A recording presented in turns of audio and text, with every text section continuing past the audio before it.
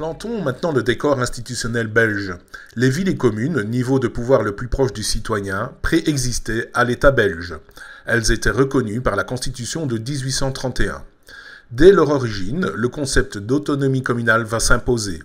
Cela ne signifie pas que les élus communaux peuvent tout faire, loin s'en faut, mais qu'ils disposent d'une large autonomie dans le cadre des compétences qu'ils exercent, sous la tutelle des autorités supérieures. Pour Michel Bovry, secrétaire général de l'Union des villes et communes de Wallonie, la commune est le pouvoir de proximité par excellence. Depuis l'État fédéral jusqu'à la commune, qu'est-ce que nous avons dans le paysage institutionnel? Nous avons donc un État fédéral qui a des compétences globales. Celles qui intéressent par exemple les villes et communes, c'est les compétences de police, un œil sur tout ce qui est sécurité civile, un œil sur les pensions, donc ce sont des dossiers très importants pour les communes. Ensuite, à la régionalisation, nous avons eu des régions et des communautés. Et donc nous avons une communauté française qui s'applique essentiellement sur la Wallonie et une partie de Bruxelles. Nous avons donc là deux entités bien spécifiques. La région wallonne a énormément de compétences avec lesquelles les communes travaillent. L'aménagement du territoire, l'environnement, le logement, l'énergie, tout ça relève de la région wallonne. De la Fédération Wallonie-Bruxelles relève par exemple l'accueil de l'enfance, l'enseignement fondamental, etc.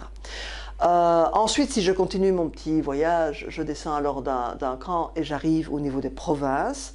La province est une entité qui a connu quand même différentes réformes et qui a reçu, il y a quelques années maintenant, 2-3 ans, comme mission également d'intervenir dans la gestion et le financement des zones de secours, ce qui est fort important également pour les villes et communes. Et puis j'en arrive alors aux villes et communes. La ville, la commune, c'est le pouvoir de proximité par excellence. Et il y a énormément de compétences qui sont dévolues à ces villes et communes, dans des matières aussi comme l'aménagement du territoire, le logement, etc. Les mandataires locaux sont également des faiseurs de cohésion sociale, de cohésion sociétale, des lanceurs de ponts entre les générations, entre les natifs et les nouveaux arrivants, entre les genres, entre les classes sociales.